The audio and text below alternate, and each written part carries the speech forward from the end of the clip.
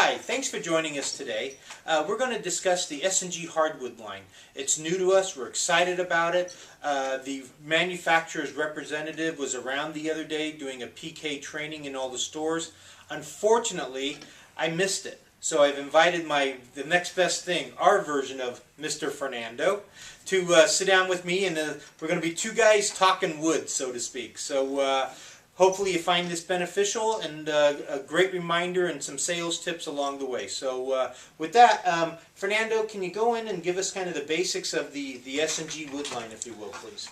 Absolutely. So met with Fernando. Mine was yesterday or the day before. And he kind of went over his whole line, introduced it to us, showed us what he had, which is very exciting. As you know, in your training you did, there's two sides of it. There's the Maximus side, which is the 9/16 product, and there's the Windsor side, which is the 1/2" product. One of the things he showed us is on the Windsor side, there are 5 smooth finish products, which we really didn't have a whole lot of smooth finish product before. And most of the smooth finishes are also available in the hand scrape, so it gives the customer the option of going either way that they want. And then obviously we have our 9/16 product, which is Maximus, and I think there's about 7 or 8 of those. Okay. Yeah, it's kind of my intent. Right now we brought in more of the hand scraped look, but I think I'm going to ask the manufacturer if we can get some more of the smooth finish, as that seems to be gaining popularity. And when you look at our overall selection in the stores, we could probably use a few more smooth finish products. So, okay. Well, Fernando, tell me about the quality and some of the selling features, if you would, please. Well, first things first, the thing I loved about doing the training with Fernando is I actually feel like I know about this product now. As we all know, the generic woods are getting more and more popular and they're picking up steam, and I think one thing that can set us apart from the competition will be the fact that we know all the ins and outs about our product. I think most of the competition, they're just buying a price point and they don't really know much about it other than what they can glean from looking at the product, but Fernando was able to give us some good information as far as some features and some benefits to help us sell the product. Okay, great. Fire away. Okay, so one of the first things that he went over with us was the fact that all of the veneers, the top layer of the wood, all of the veneers are going to be coming to us. The maples are all from Russia, and all of the other veneers are from the Americas.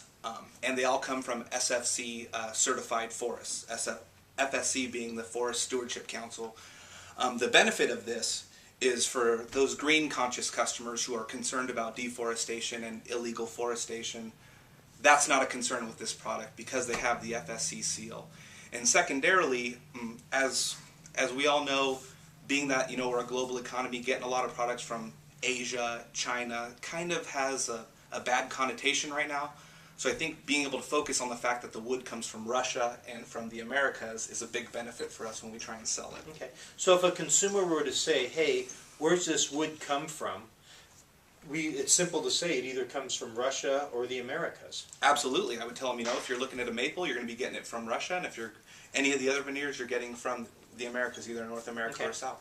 Even though it's actually constructed in Asia. Yes, it is constructed in a 2-year-old manufacturing facility in Asia, but unless they specifically ask me where is it manufactured, I really don't feel any need to bring that up.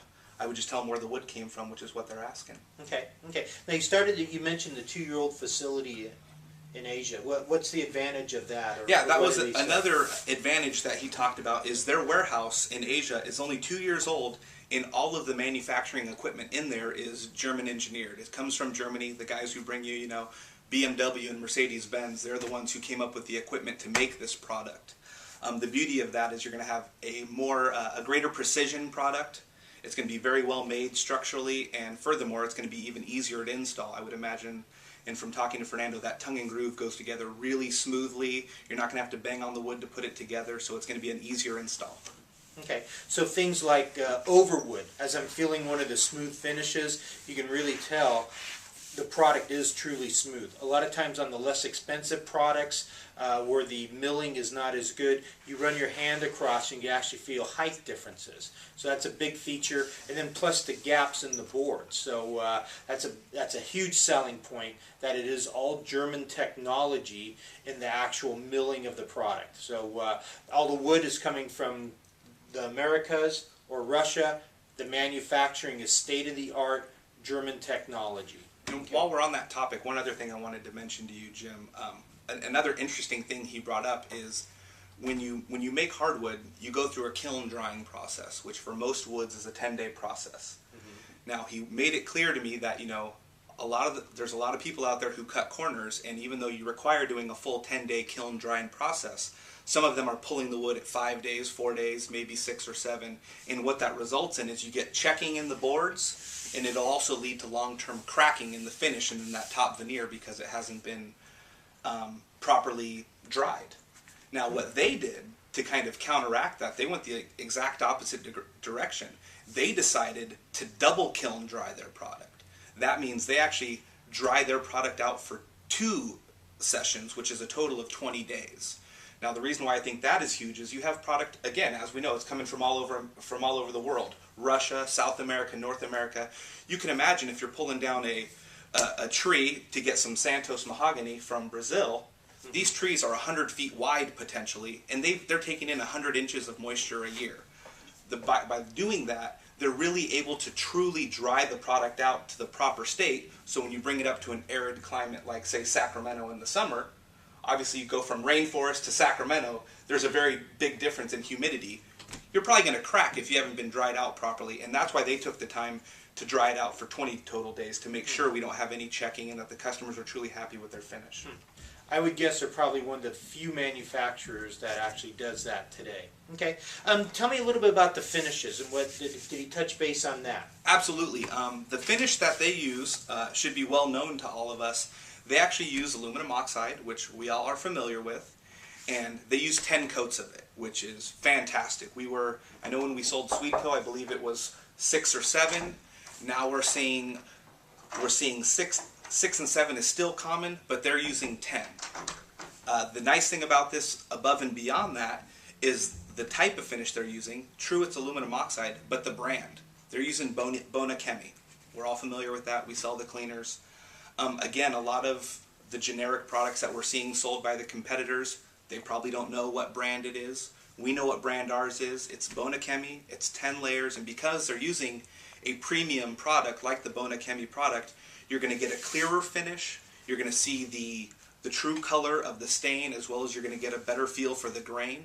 And he actually pulled out another product that was another generic and kind of showed me the differences. And the other product almost looked a little cloudy when you compared it to the clarity of the Bona Chemi finish, which I think the customers are going to love.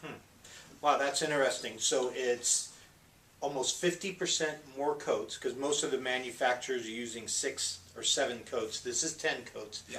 But because of the brand, or the Bona Chemi, how good of a quality it is, it actually is clearer, and it doesn't have that milky or cloudy finish to it.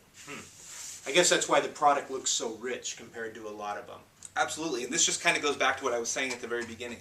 I actually know about my product this time. You ask me any other product, what brand of finish is being used, I have no idea. And you know what? Probably most of the time it's not going to be important. But when I'm, trying to compete for a sale and build value in what we do and why we charge what we charge and why we're worth more, if I have those answers and they go back to, whoever else they're talking to and the guy has no clue and doesn't have any of those answers, that just sets me apart as a professional more than everybody else. Okay, great. Hey, this concludes our first session, and we're going to stop the camera and we're going to shoot session 2 in just a moment. Thank you.